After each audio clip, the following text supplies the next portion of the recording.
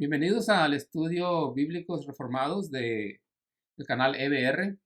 Estamos aquí teniendo estos estudios de fundamentos y la clase de hoy el tema se refiere a la aceidad de Dios, que es uno de los atributos de Dios. Este atributo pertenece a los atributos intransferibles de Dios, o sea, los no comunicables, también se le llama así. Ah, Sabemos que hay atributos comunicables y atributos incomunicables. Y los comunicables son los que Dios nos transmite a nosotros o nos comunica. Son atributos que también los tenemos nosotros como sus criaturas. Pero Él tiene los suyos que son solamente de Él y este es uno de ellos. Así como el atributo también de la omnisciencia, que es lo que quiere decir que todo lo sabe, todo lo conoce. O como el atributo de la omnipotencia, que todo lo puede, todo lo es todopoderoso. Esos son de Él, solamente de Él.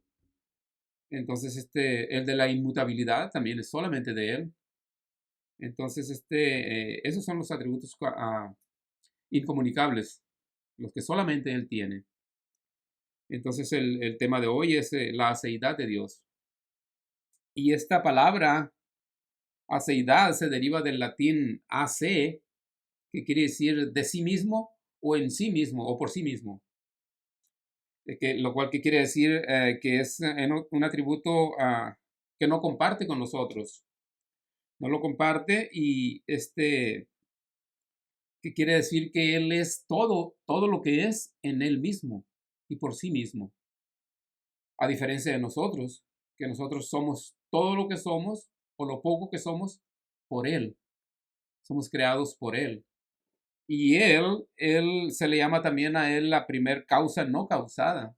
Porque todo lo demás, aparte de Dios, toda la creación, el cielo, la tierra, los seres vivientes, todos los seres vivientes, los animales y el ser humano, todos tenemos una causa.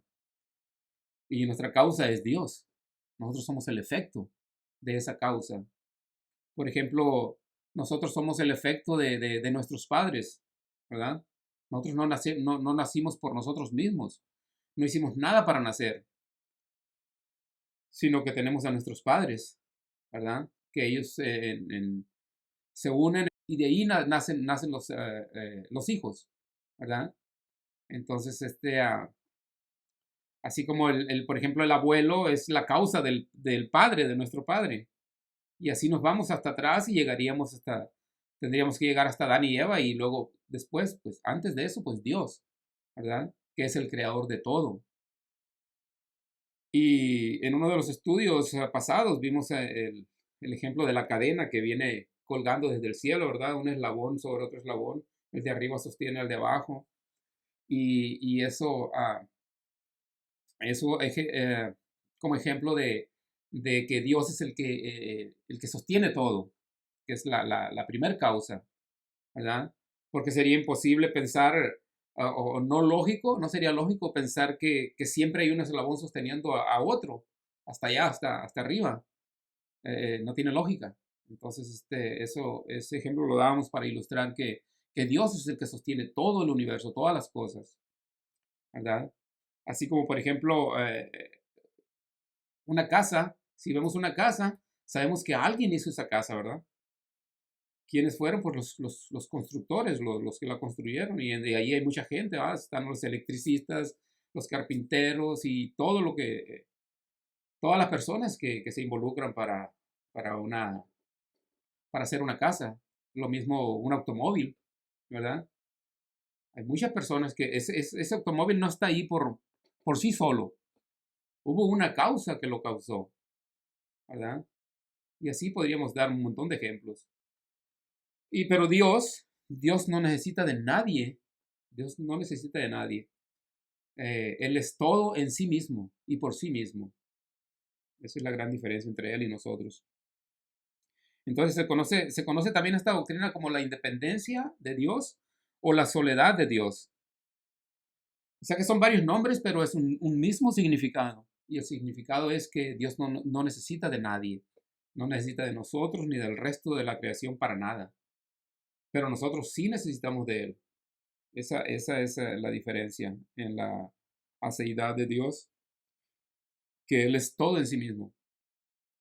Entonces, Él no nació de nadie, no tiene una fecha de nacimiento, eh, no tiene origen. Él es, el que siempre ha sido y será. No nació como niño y después fue creciendo y se convirtió en un adulto.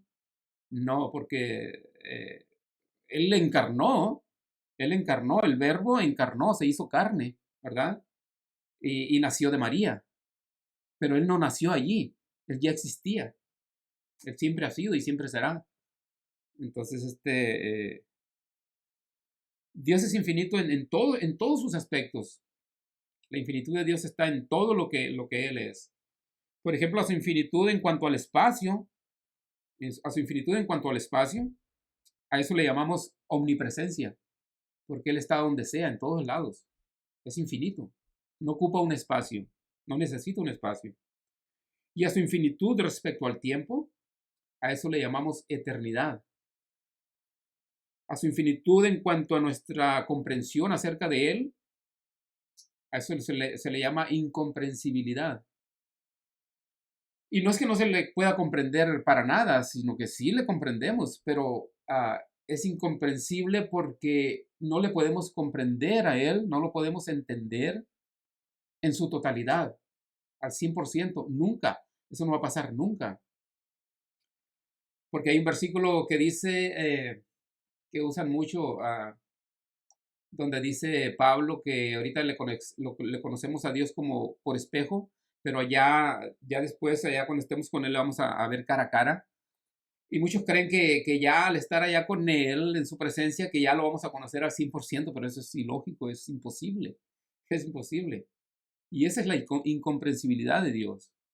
Le vamos a conocer más, por supuesto. Nos va a revelar cosas que aquí no nos reveló, ¿verdad? Lo que dice Mateo 29, capítulo 29, versículo 29, donde dice que las cosas reveladas son para nosotros y para nuestros hijos, pero las no reveladas, las secretas, son de Él, ¿verdad? Eso es lo que nos dice Deuteronomio 29, 29. Entonces, a su infinitud, respecto a su ser, al ser de Dios, a eso le llamamos aceidad. Y ese es el tema del estudio de hoy, la aceidad de Dios. Entonces vamos a ver nuestro primer versículo, que está en Salmos 147, versículo 5, en la Nueva Versión Internacional. Y voy a leer. Dice así: Excelso es nuestro Señor y grande su poder, y su entendimiento es infinito. Ahí está. Esta cita nos dice que Él es infinito. Su entendimiento es infinito. O sea, es la infinidad de Dios. Es su esencia, ¿verdad? Eso es lo que nos está diciendo, que es infinito en su esencia, en todo lo que Él es. Vamos a ver otra cita acá cuando Dios envía a Moisés a rescatar al pueblo allá que estaba cautivo en Egipto. Y eso está en Éxodo capítulo 3, versículo 14, Reina Valera 60. Y dice así: Y respondió Dios a Moisés: Yo soy el que soy. Y dijo: Así dirás a los hijos de Israel: Yo soy, me envió a vosotros. Vea, esta frase del yo soy, el que soy, esta frase es muy conocida por los judíos, y por esta frase que Cristo la dijo como unas 7 veces en el Nuevo Testamento. Esto le causó problemas a Cristo porque los judíos conocían muy bien esta frase, los fariseos. Es una frase que le corresponde a Dios. Y cuando Cristo estaba diciendo estas frases, estaba haciéndose como Dios. Por eso es que lo querían apedrear y matarlo. Porque ese es el nombre impronunciable de Dios, Yahweh. Y este nombre tiene relación con el verbo ser o estar. Yo soy, yo he sido y siempre seré. Yo estoy, siempre he estado y siempre estaré. Y el yo soy lo vamos a encontrar siempre con letras mayúsculas, ¿verdad? Porque se refiere a Dios. Y esto lo sabían entonces los judíos y le ocasionó problemas a Cristo. Y en el campo de la filosofía hay una diferencia entre existencia y esencia. La existencia es algo que tiene un principio y un final, ¿verdad? Y la esencia es algo que siempre ha estado allí. Son cualidades de Dios que ahí han estado y ahí van a estar y estarán siempre, por siempre. Por lo tanto, si quisiéramos ser más minuciosos teológicamente, podríamos decir que Dios no existe. ¿Y por qué? ¿Por qué? Porque es su esencia. Dios es mayor que la existencia. Él siempre ha sido. Entonces, pero obviamente que nosotros en nuestro lenguaje, cuando hablamos de la existencia de Dios, decimos que Dios existe, ¿verdad? Dios existe, pero teológicamente es incorrecto, pero es nuestro lenguaje. En la Biblia se nos escribió, Dios inspiró a los profetas y a los apóstoles para que nos hablaran en nuestro idioma, que es el lenguaje antropomórfico, el lenguaje del hombre, en el cual nosotros podemos entender.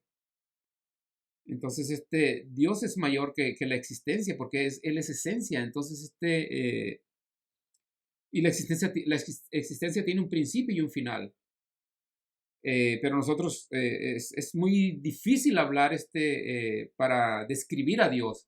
Eso es lo que vemos aquí con esto que estamos hablando. Es muy difícil describir cómo Dios es, porque las palabras, tenemos que decirlo en nuestras palabras, pero a veces las palabras de nosotros no tienen lógica con lo que es en la esencia, con lo que es Dios en esencia, ¿verdad? Porque, por ejemplo, la palabra siempre también implica tiempo.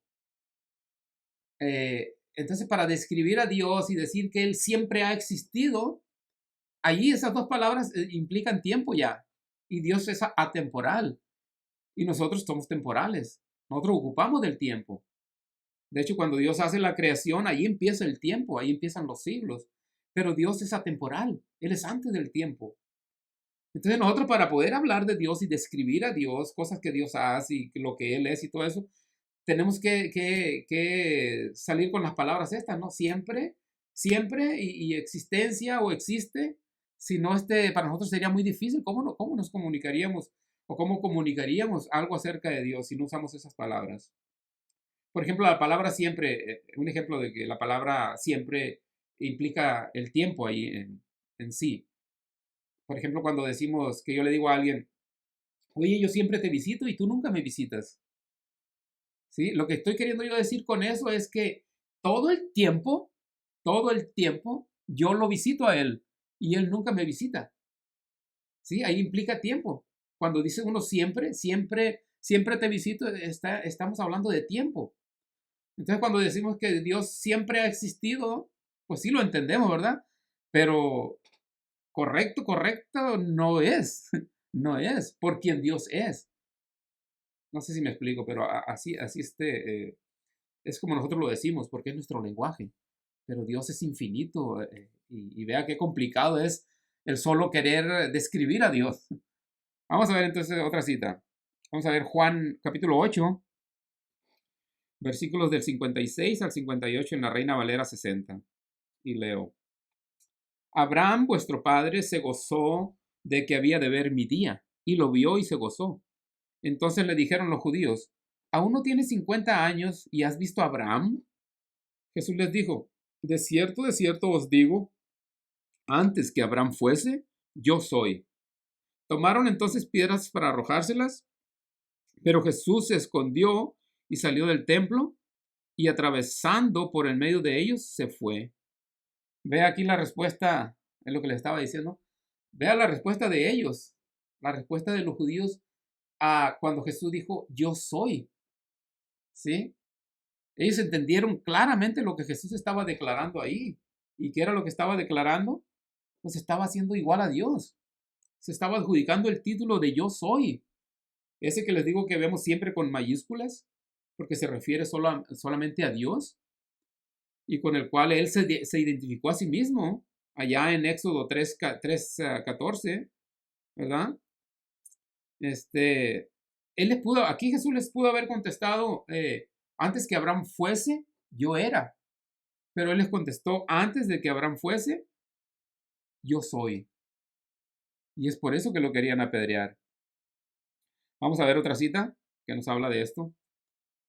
Y esto está en Juan, capítulo 5, versículo 18, Reina Valera 60. Y dice, por esto los judíos aún más procuraban matarle, porque no solo quebrantaba el día de reposo, sino que también decía que Dios era su propio Padre, haciéndose igual a Dios. Vea, lo mismo. Habla de lo mismo, ¿verdad? Lo querían matar. Porque esta declaración, si no era verdad, si era una blasfemia, el castigo prescrito por la ley para este tipo de blasfemia era la muerte. Era la muerte. Y vamos a ver una prueba de eso, donde vemos eso. Vamos a leer ahora Levítico 24, versículos del 11 al 14 en la Reina Valera 60. Y dice, y el hijo de la mujer israelita blasfemó el nombre y maldijo. Entonces lo llevaron a Moisés. Y su madre se llamaba Selomit, hija de Dibri, de la tribu de Dan. Y lo pusieron en la cárcel hasta que les fuese declarado por palabra de Jehová. Y Jehová habló a Moisés diciendo, saca al blasfemo fuera del campamento, y todos los que le oyeron pongan sus manos sobre la cabeza de él, y apedréelo toda la congregación. Wow. Vea. A esto es a lo que se referían los fariseos, o esto es lo que querían hacer, porque ellos conocían estas citas. Los fariseos conocían toda la Torá, ¿verdad? El Pentateuco. Entonces, ellos lo querían apedrear pensando que Jesús estaba blasfemando, pero Jesús no estaba blasfemando. Él, como la segunda persona de la divinidad, en todo sentido es igual al Padre. Y él podía y pudo declarar eso, ¿verdad? Sin blasfemar. Pero ellos pensaban que blasfemaba. Y conocían la ley, que tenía que ser apedreado, como vimos el versículo aquí en Levítico que acabamos de leer, ¿verdad? En Levítico 24. Entonces, Jesús declaró esa palabra 7 veces en el Nuevo Testamento. Y en todas esas 7 veces las combina con metáforas en las cuales expresa su relación salvadora hacia el mundo. Y todas ellas se encuentran en el libro de Juan. Y voy a leer aquí algunas de ellas. Por ejemplo, él decía, yo soy el pan de vida, yo soy la luz del mundo, yo soy la puerta de las ovejas, yo soy el buen pastor, yo soy la resurrección y la vida, yo soy el camino, la verdad y la vida, y yo soy la vid verdadera. Todas esas frases, él las dijo, y todas están ahí en el libro de Juan. Y en todas ellas, él se está declarando como Dios, ¿verdad? Y, por ejemplo, los unicitarios, lo vimos en el estudio de la Trinidad en el Antiguo Testamento y en el Nuevo Testamento. Veíamos ahí en el estudio ese que los antitrinitarios, ellos niegan la Trinidad. Y eso es bien claro que la Trinidad está allí desde el principio, desde antes, antes de la creación ya existía la Trinidad, el Dios trino que conocemos nosotros, ¿verdad? El Dios en el cual hay pluralidad, no que hay pluralidad de dioses, porque esto es algo que también dicen los antitrinitarios, que nosotros tenemos 3 dioses, pero no, eso no es así. Hay pluralidad en él, ¿verdad? Pero no hay pluralidad de Dios, porque la Biblia es bien clara de que es un solo Dios, ¿verdad? Pero vimos con pruebas en esos estudios que ya vimos con pruebas que la Trinidad está ahí desde siempre, desde la misma creación. Lo vimos en Juan 1:1, ¿verdad? Cuando leíamos que en el principio era el verbo y el verbo estaba con Dios y el verbo era Dios. Y ya en la creación, en el capítulo 1, ya vimos ahí que el Espíritu Santo estaba allí también. Allí estaba siendo parte de la creación. Es creador también el Espíritu Santo. Él era el que se nos dice ahí que se movía sobre la faz de las aguas. Entonces, vemos a la Trinidad en la creación y vemos a la Trinidad también en la salvación, ¿verdad? Vemos en una de las epístolas de Juan que lo dice explícitamente, que tres hay en el cielo que dan testimonio. Entonces la Trinidad es innegable, y ahí está. Entonces Dios es suficiente y el hombre es insuficiente, ¿verdad? Dios es suficiente y el hombre es insuficiente. Vamos a ver una cita acerca de eso en Colosenses capítulo 1, versículos 16 y 17, en la Reina Valera 60. Y dice, porque en Él fueron creadas todas las cosas, las que hay en los cielos y las que hay en la tierra, visibles e invisibles, sean tronos, sean dominios, sean principados, sean potestades, todo fue creado por medio de Él y para Él. Y Él es antes de todas las cosas, y todas las cosas en Él subsisten. Vea, aquí vemos la independencia de Dios, que es también lo que quiere decir la aceidad, que Dios es independiente, a Él nadie lo hizo, ¿verdad? No depende de nadie ni de nada. Esa también es otra manera de descifrar lo que es aceidad o de definir que Dios es independiente y nosotros somos dependientes, ¿verdad? Y nos dice este versículo que todo subsiste, todo lo creado, todas las cosas en Él subsisten, o sea, Él las mantiene. Él las mantiene funcionando. A los seres vivos, a los seres vivientes, nos mantiene Él vivos. Él es el que nos mantiene. Subsistimos en Él, ¿verdad? Entonces, uno como ser viviente necesitamos oxígeno, necesitamos agua, comida, etc. Pero Dios no necesita de nada de eso para existir. Él es independiente de cosas externas y nosotros no. Nosotros dependemos de algo externo. ¿Sí? Todo ser viviente, los animales, todos los seres humanos, todo. Entonces, toda la creación subsiste en Él.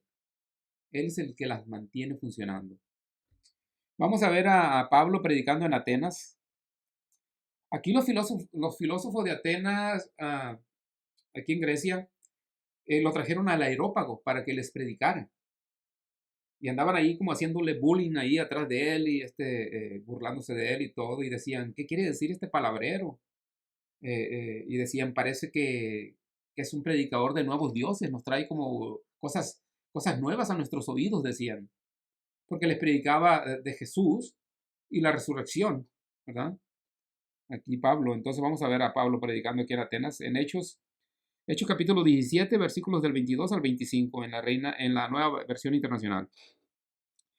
Y dice, Pablo se puso en medio del areópago y tomó la palabra y dijo, ciudadanos atenienses, observo que ustedes son sumamente religiosos en todo lo que hacen.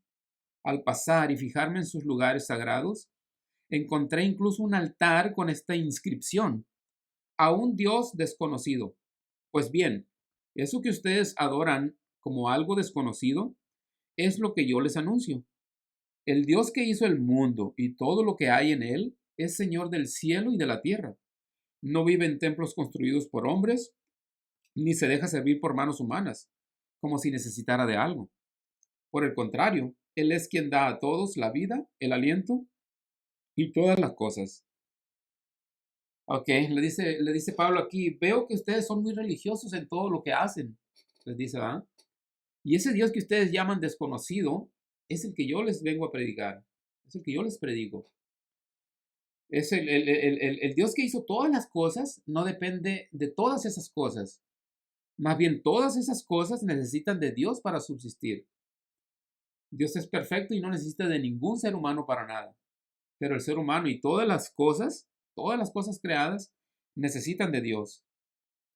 Vamos a ver Isaías ahora, Isaías 40, versículos del 18 al 23, en la nueva versión internacional. Y dice, ¿con quién compararán a Dios? ¿Con qué imagen lo representarán? Al ídolo un escultor lo funde, un joyero lo enchapa en oro y le labra cadenas de plata. El que es muy pobre para ofrendar, escoge madera que no se pudra y busca un hábil artesano para erigir un ídolo que no se caiga. ¿Acaso no lo sabían ustedes? ¿No se habían enterado? ¿No se les dijo desde el principio? ¿No lo entendieron desde la fundación del mundo? Él reina sobre la bóveda de la tierra. cuyos habitantes son como langostas. Él extiende los cielos como un toldo y los despliega como carpa para ser habitada. Él anula a los poderosos y a nada reduce a los gobernantes de este mundo. Vea la burla que les está haciendo aquí Isaías aquí a esta gente. Dice, los dioses que estos dioses de ustedes, necesitan que ustedes los hagan con sus manos, dice. Con la madera, con la piedra, con el yeso. Ustedes los tienen que hacer a ellos. Y ustedes necesitan servirlos. Porque ellos no ven, ni caminan, ni oyen. Aquí se está burlando Isaías de ellos. Y aquí Dios, por medio de Isaías, les está diciendo a ellos que no lo comparen con esos dioses, con esos ídolos falsos. Porque no es que sean dioses, no es que sean dioses que existan y no, son dioses falsos. O sea, eso es mentira. Están muertos. Esos dioses no se mueven, no oyen, no caminan. Los tienen que cargar. Los tienen que hacer ellos mismos. Y después de que los hacen, servirles. Servirles, ¿verdad? Así que dice Dios, no me comparen con ellos.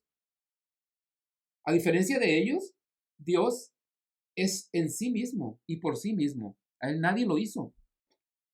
Nadie lo hizo. Es lo que estos verbos nos hablan de aceidad, ¿verdad? De la aceidad de Dios. Y cómo Dios aquí por medio de Isaías les dice a ellos que están mal.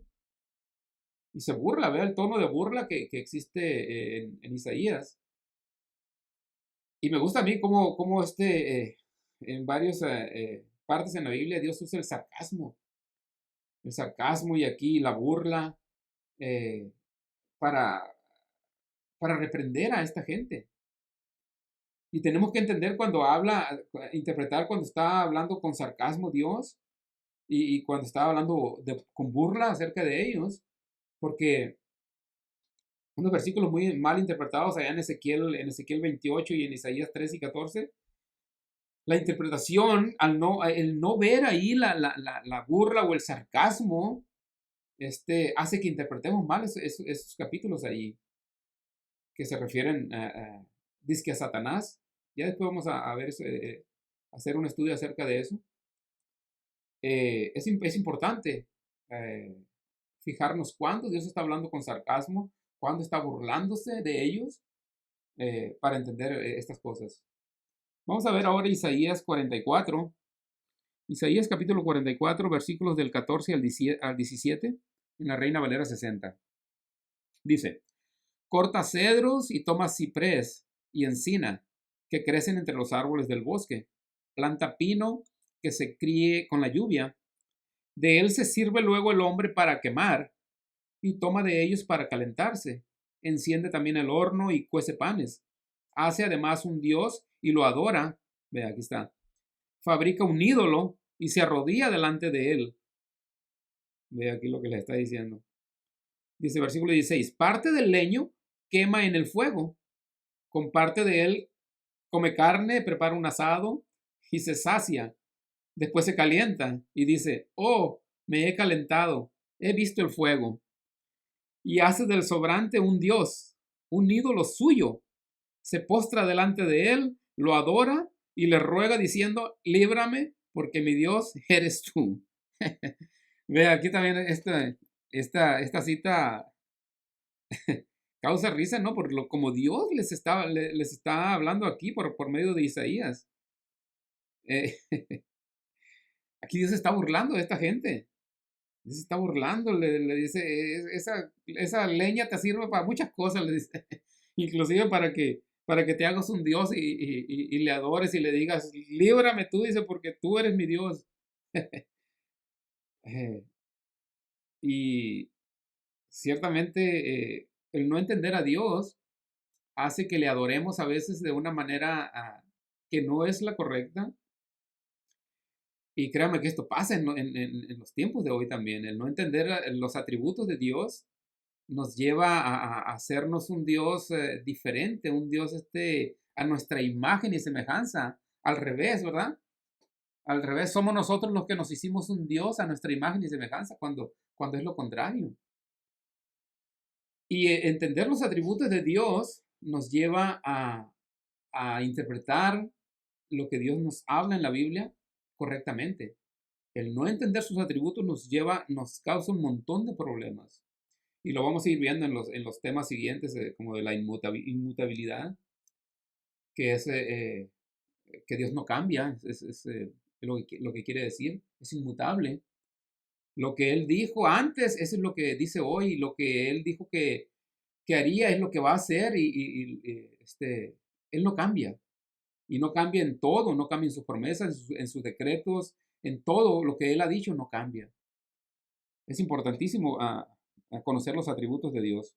Y por eso es que estamos estudiando los atributos primeramente, para conocer quién es Dios y después sumergirnos en la Biblia y leerla secuencialmente. Porque todo esto nos va a servir, el conocer los atributos de Dios nos va a servir para cuando lleguemos en la Biblia ya leyéndola, ya metiéndonos a leerla secuencialmente, nos va a librar de muchos errores, de interpretar la Biblia mal por causa de no conocer quién es Dios, ¿verdad? Entonces, ¿por qué creó Dios el universo y el ser humano si Él no necesita de nada ni de nadie? ¿Por qué lo creó? ¿Por qué lo creó? Y la gente puede asumir que Dios creó a los seres humanos porque, bueno, pues porque necesitaba compañía, a lo mejor se sentía muy solo, ¿verdad?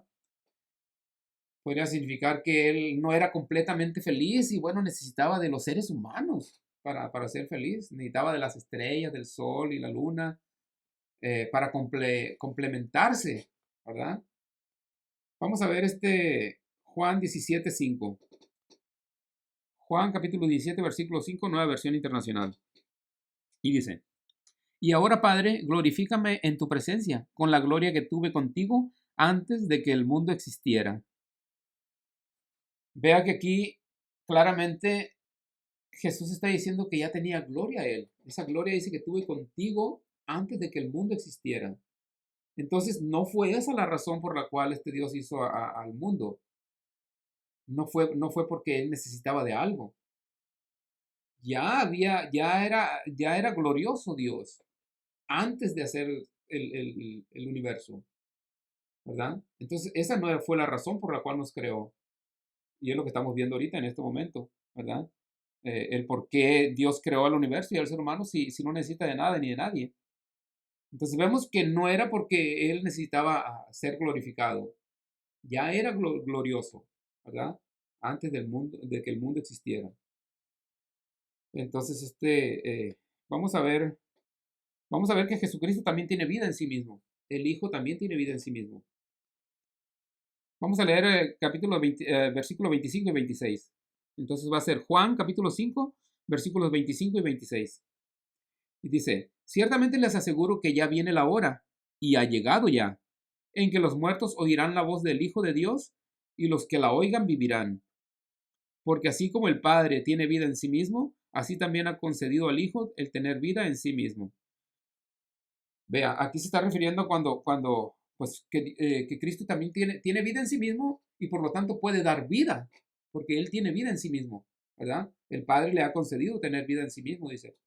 Entonces, cuando en la resurrección, al oír la voz de Cristo, se van a levantar en vida, ¿verdad? Porque Él puede dar vida. Entonces, en Él también hay aceidad en Cristo. En Cristo también hay aceidad, porque Él tiene vida en sí mismo, ¿verdad? Entonces, Dios existe antes de todas las cosas. Vamos a ver Salmo 90, versículo 2, nueva versión internacional. Y dice: Desde antes de que nacieran los montes y que crearas la tierra y el mundo, desde los tiempos antiguos y hasta los tiempos postreros, tú eres Dios. Vean. Dios ya existía y siempre ha existido, ¿eh? Es lo que hemos venido diciendo en el estudio. El verbo estaba con Dios y era Dios, allá Juan 1:1, ¿verdad? Entonces, desde la eternidad, eh, ya Dios existía. No empieza todo ahí con Dios. Él ya era antes de eso. Lo que empieza ahí cuando crea el universo, lo que empieza es el tiempo, los siglos. Ahí empieza la creación, ¿verdad? Pero antes de eso, Él ya existía. El Espíritu Santo se movía sobre la faz de las aguas, como dije hace rato. Entonces, esa era la Trinidad, que ya existía. Y los atributos aplican a la Trinidad. Todos los atributos aplican a la Trinidad. Aplican al Padre, al Hijo y al Espíritu Santo, ¿verdad? Vamos a ver la independencia de Dios en cuanto a lo que Él hace. Él es independiente en cuanto a todo lo que Él hace. Nadie puede llamar a cuentas a Dios. Nadie, y Dios no tiene por qué responderle a nadie de lo que Él hace. Si recuerdan en el libro de Job, eh, Job llamó a cuentas a Dios, ¿verdad? Al final del libro, y Dios básicamente lo que le dijo: ¿quién eres tú? ¿Quién eres tú para llamarme a cuentas? Y el libro termina sin que Dios le dé una respuesta a Job, ¿verdad? Y la enseñanza ahí en esa historia de Job es que el hecho de que no entendamos por qué Dios hace las cosas, porque Job no entendía qué estaba pasando. Si él se creía bueno y él hacía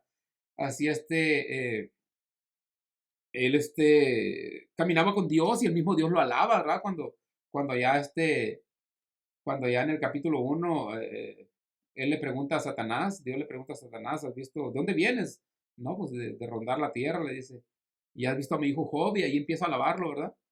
Entonces, sí, claramente se nos muestra ahí que Job era una persona íntegra, y el mismo Dios lo dice. Sin embargo, Dios le trae la prueba y Job se queda: bueno, pero ¿por qué? ¿Por qué me está pasando esto? Bueno, porque Dios tenía un propósito en esa prueba, ¿verdad? Y al final todo salió bien. Job salió todavía más prosperado económicamente y entendió, al final entendió y dijo: ahora te conozco. Antes nomás te había oído, de oídas te había oído, dice. Entonces el hecho, la enseñanza allí en esa parte, ahí con Job, en la historia de Job, es que no debemos de cuestionarle a él nada, a Dios, nada.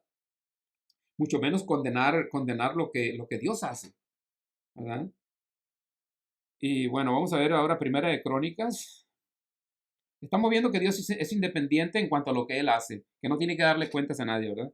Vamos a ver ahora Primera de Crónicas, capítulo 29, versículo 12, en la Reina Valera 60. Dice: las riquezas y la gloria proceden de ti, y tú dominas sobre todo. En tu mano está la fuerza y el poder, y en tu mano el hacer grande y el dar poder a todos. Vea, pura soberanía aquí en este versículo, en este versículo. Todo aquel que es grande y tiene poder, aquí está refiriendo a los reyes de aquel entonces, ¿va? A los faraones de aquel entonces, a todo el que estaba en poder, gobernando algo. En nuestros tiempos esto aplica para los presidentes de hoy, los reyes de hoy, los tiranos, cualquier persona que esté en el poder, ¿verdad? Lo que nos está diciendo aquí es que si están allí es porque Dios los puso allí, ¿verdad? A todos ellos Dios los puso ahí y con un propósito. Y dice la Biblia que debemos orar por ellos, porque Dios los puso ahí. Pero dice que con el poder de su mano, dice, Él hace grande, dice, Él hace grande a cualquiera de ellos, lo hace grande. Y me viene a la mente lo de Faraón allá cuando Dios sacó a los hebreos de Egipto, ¿no? A su pueblo. Cuando Dios declara que para eso, dice, para eso yo te levanté, para dar a conocer mi nombre. Cuando le dice a Faraón, le está diciendo a Faraón allá en aquella parte en la Biblia, y que, que él, el faraón, estaba allí en el poder, porque Dios lo había puesto allí, lo que le está diciendo. Para eso te levanté, le dice, para dar a conocer mi nombre, ¿verdad? O sea, para gloria de Dios. Y es lo mismo con cualquier presidente que tengamos ahorita, con cualquier gobernador, es lo mismo. Están ahí porque Dios los puso ahí. Y hay un propósito en eso. Por eso es que Dios dice que debemos de orar por ellos, sean como sean. Vamos a ver ahora Romanos 11, versículo 36. Romanos 11, versículo 36 en la Nueva Versión Internacional. Dice: porque todas las cosas proceden de Él y existen por Él y para Él. A Él sea la gloria por siempre. Amén. Vea, la salvación procede de Él, la creación procede de Él, la resurrección procede de Él. Pero estas son puras cosas bonitas, ¿verdad? Puras cosas bonitas.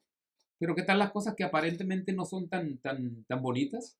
Por ejemplo, el infierno procede de Él, el mal procede de Él, la ira, El fuego consumidor del que nos habla, proceden de él todas esas cosas también que aparentemente no son tan buenas, ¿verdad? O que son malas. La pandemia procede de él. ¿Tendrá algo que ver Dios con la pandemia?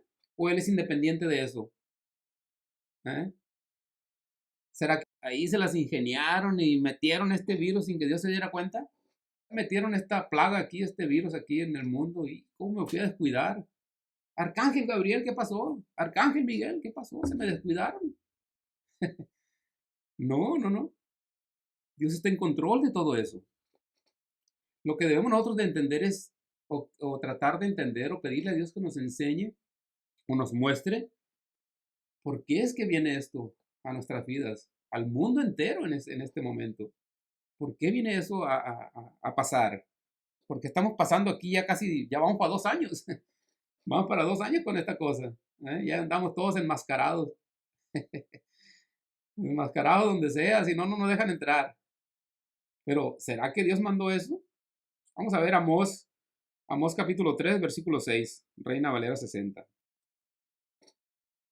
Y dice así: ¿se tocará la trompeta en la ciudad y no se alborotará el pueblo? Es una pregunta, ¿eh? Y luego aquí viene otra pregunta. ¿Habrá algún mal en la ciudad el cual Jehová no haya hecho? Vea, otra pregunta. La voy a repetir otra vez. ¿Habrá algún mal en la ciudad el cual Jehová no haya hecho? Este versículo es bien claro. Es bien claro. Y acá cuando dice la primera frase, aquí en el versículo 6, dice, ahí dejamos ahí el versículo ahí en pantalla para explicarlo, dice, ¿se tocará la trompeta en la ciudad y no se alborotará el pueblo? Esto lo está diciendo aquí Amós, porque en aquel entonces había gente cuidando ahí a la entrada de las puertas con unas trompetas para que si ellos veían que alguien se acercaba como queriéndolos atacar, ellos luego tocaban la trompeta y el pueblo se alborotaba. Por eso es que está haciendo la pregunta aquí, ¿se tocará la trompeta en la ciudad y no se alborotará el pueblo? Entonces, al tocar la trompeta, esta gente que tenían ahí al frente, ahí en las puertas de la ciudad, en los muros, el pueblo se empezaba a alistar, se armaba se preparaba para luchar, porque venían a atacarlos. Entonces, lo que está diciendo aquí Amós es así de cierto como es que la gente se va a alborotar cuando se toquen las trompetas, así de cierto como es eso, así también es igual de cierto que cualquier mal en la ciudad que haya venido, Dios lo trajo. Vea, parece increíble, ¿ah? Porque se nos, ah, se nos habla de que no, bueno, Dios no tiene nada que ver con eso. Este es el diablo. Bueno, aquí está bien claro y bien explícito de que también eso lo trae Dios. Lo trae Dios. Y no fue lo mismo que pasó allá en Egipto cuando sacó al pueblo de allá con Faraón. Les traía el mal a toda esa gente. Plagas. Plagas. Entonces, no, Dios no es independiente de eso. Más bien Dios nos está mostrando algo. Quiere que aprendamos algo con eso, ¿verdad? Y eso no tiene nada de extraño, no debería de tener nada de extraño, porque la Biblia es muy clara cuando Jesús les dice, por ejemplo, allá a sus discípulos, en el mundo tendréis aflicción, dice, pero confiar en mí, yo he vencido al mundo, ¿verdad? O sea, no nos habla, no nos promete Dios que aquí vamos a andar en un lecho de rosas. No nos promete una vida maravillosa como se nos dice a veces o se predica así cuando se quiere ganar un alma y se le dice, no, Dios tiene un plan maravilloso para tu vida, mira, y bla, bla, bla, bla, bla, bla, y puras cosas bonitas les dicen. No, Dios no ha prometido nunca eso, no, Dios no prometió cumplirnos nuestros sueños, no nos tiene aquí para cumplir nuestros propios sueños, sino que estamos aquí para hacer o cumplir los planes que Él tiene. Y digo planes, y esto también otra vez, planes implica fracaso o implica éxito, ¿verdad? Pero Dios, cuando hablamos de los planes de Dios, estamos hablando de algo que va a pasar porque va a pasar. O sea, o sí o sí. O pasa. ¿Sí me explico? Cuando Dios dice lo que Él ha dicho, eso se hace. Eso es. Pero nosotros hablamos en nuestros términos, en nuestro idioma, y decimos planes, ¿verdad? Pero para eso nos trajo, no para cumplir nuestros sueños, sino para cumplir los planes de Él, lo que Él ya ha determinado que se va a hacer. Vamos a ver entonces ahora otra cita en Deuteronomio 32, del 39 al 40, en la Reina Valera 60. Dice, ved ahora que yo soy, ved ahora que yo soy, y no hay dioses conmigo. Yo hago morir, yo hago vivir. Yo hiero y yo sano. Y no hay quien pueda librar de mi mano. Porque yo alzaré a los cielos mi mano y diré, vivo yo para siempre. Ve, aquí nos dice que Él es el que da la vida y Él es el que la quita. En estos tiempos, ya casi para 2 años vamos, han muerto muchas personas, desgraciadamente, ¿verdad? Pero de eso, una vez más, no independicemos a Dios de eso. Porque Él es el que da la vida y Él es el que la quita. Él simplemente ya tenía a esa gente, esa era la fecha, estas eran las fechas en las que esa gente iba a morir. Así como nosotros vamos a morir en otras fechas. Quizás en estas fechas también, antes de que se acabe la pandemia. Él es el que da la vida y Él es el que la quita. Lo mismo fue la declaración que hizo Job también allá cuando le pasó todo lo que le pasó. Él da y Él quita. Entonces, más bien deberíamos de tratar de pedirle a Dios que nos enseñe qué es lo que nos está queriendo decir con eso, con esta pandemia, ¿verdad? Y no hacer cadenas de oración, que hay que quita ya esta plaga, Dios mío, que no nos toque, que no toque a nuestra familia y todo eso. Lo cual es es normal porque nos da miedo, ¿verdad? Pero tenemos que entender que cuando vienen cosas así es porque Dios nos está hablando. Son juicios que está trayendo Dios para hacer un cambio, ¿verdad? Vamos a ver, entonces, si Dios es independiente y no necesita de nada ni de nadie, entonces, ¿para qué nos creó? Vamos a ver entonces ahora algunas citas que nos hablan de para qué nos creó.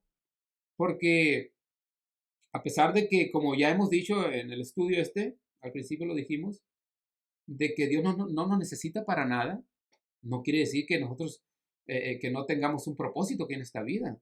No quiere decir que Dios no nos quiera tampoco, ¿verdad? Pero eso es muy diferente a decir que Él nos necesita. No, Él no nos necesita.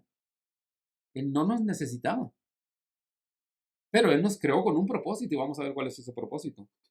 Vamos a ver Isaías 43, versículo 7 en la Reina Valera 60. Y dice, todos los llamados de mi nombre, para gloria mía, ahí está, para gloria mía los he creado, los formé y los hice. Ahí está el propósito de nuestra vida. Ahí claramente se nos dice, no tenemos ni que interpretarlo. ¿Para qué nos creó? Para gloria de Él. ¿Sí? Y ahí los llamados son los elegidos, aquellos de Romanos 8:29, allá, ¿verdad? Aquellos que primero eligió y a esos que eligió los predestinó. Esos son los llamados de Él, ¿verdad? No está hablando de todo el mundo. No está hablando de todo el mundo. Eso también es algo que tenemos que entender. Los llamados no son todo el mundo. Es decir, aquellos que fueron llamados con un llamado especial. Porque Dios llama a todos por medio de la creación. Eso lo vimos en uno de los primeros estudios de fundamento, que hay dos tipos de llamado. El llamado general y el llamado especial. Pero eso mucha gente no lo entiende. Eso no lo entiende mucha gente. Cuando ve llamados, dicen, estos son los llamados. Estos son los que Dios va a salvar. No. A todos, llama a todo el mundo lo llama. Pero algunos con llamado general, por ejemplo, por el medio de la creación, ahí se da a conocer a todos Él, ¿verdad? Pero estos llamados de su nombre son los de Romanos 8:29. Los elegidos, aquellos que después Él predestinó y a los que predestinó los llamó, ahí está. Y a los que llamó los justificó, a los que justificó los glorificó, ¿verdad? A eso se refiere. Entonces, para gloria de Él, los creó. Ahí está el propósito, ¿verdad? Y esto lejos de el hecho de que Dios no nos necesita para nada, lejos de provocar en nosotros una baja estima, ¿verdad? Debería ser todo lo contrario, ¿verdad? No decir, somos gusanos y no somos nada para Dios. No, no, no. No nos debería de provocar esa baja estima. Al contrario, nos debería de inclinar a adorarle con más ganas. Porque vea que aunque no nos necesitaba, de todos modos nos creó. Más gloria deberíamos de darle, ¿verdad? Pero desgraciadamente en estos tiempos se nos predica con mucha lisonja. Lisonjean mucho a la gente y los adulan. Eso es lo que quiere decir lisonja, que los alaban, los adulan y les dan por el lado para sacarles, muchas veces para sacarles el billete. Y no la creemos, no la creemos. Y no, no, no, no, no. Aquí estamos con un propósito. Y el propósito es agradarle a Dios, alabarle, glorificarle y cumplir los planes de Él, no los sueños de nosotros. ¿Verdad? Que es muy diferente. Vamos a ver otra cita entonces en Efesios capítulo 1, versículos del 11 al 12, en la Reina Valera 60. Y dice, en Él, asimismo, tuvimos herencia, habiendo sido predestinados, ahí están, conforme al propósito del que hace todas las cosas, según el designio de su voluntad, a fin de que seamos para alabanza, ahí está, para alabanza de su gloria, nosotros los que primeramente esperábamos en Cristo. ¿Ok? A esos que Dios predestinó los llevará hasta el último paso, que es la glorificación. Ahí está, ¿no? A los que predestinó, dice. Y una vez más estos versículos nos dicen que para alabanza de su gloria nos creó, ¿verdad? Entonces, para eso es que fuimos creados. Vamos a ver el último versículo. Estamos llegando al final. En el Apocalipsis 4, versículo 11, en la Reina Valera 60. Y dice, Señor, digno eres de recibir la gloria y la honra y el poder, porque tú creaste todas las cosas y por tu voluntad existen y fueron creadas. Ahí está otra vez. Él es digno de recibir toda la gloria y la honra, porque para eso nos creó, ¿verdad? Y entonces vemos que Él es digno de recibir la honra y la gloria porque Él es creador. Y a Él nadie lo creó. Él es en sí mismo todo lo que es. Y será, y ha sido y será, ¿verdad? Él es infinito, no tiene principio, no tiene fin. Y es infinito en todos los aspectos, en todos sus atributos, son su esencia. Estos estudios que estamos teniendo es el conocimiento de Dios. Estamos conociendo a Dios. ¿Quién es Dios? Y ya vimos, ya estudiamos al hombre. ¿Quién es el hombre? ¿Quién es el hombre, sobre todo después de la caída? Ya vimos el estatus del hombre. ¿Cómo se encuentra? ¿Qué es lo que puede hacer el hombre y qué es lo que no puede hacer? Entonces, ahora estamos viendo estamos conociendo a Dios por medio de los atributos. Y vamos a ir conociéndolo más y más con cada uno de estos atributos. Vamos a ver, como les dije, los atributos comunicables y los incomunicables. O sea, los que son solo de Dios y los que Él nos transmite a nosotros. Atributos que también nosotros tenemos, ¿verdad? Como el atributo del amor, la bondad, todos esos los tenemos nosotros también. La benignidad, la misericordia, son atributos que comparte con nosotros. Bueno, entonces esto sería el fin del estudio y le damos las gracias por estar aquí acompañándonos. Y los invitamos a que suscriban al canal para que les lleguen las notificaciones de cuando vayamos subiendo más estudios. Y Dios les bendiga.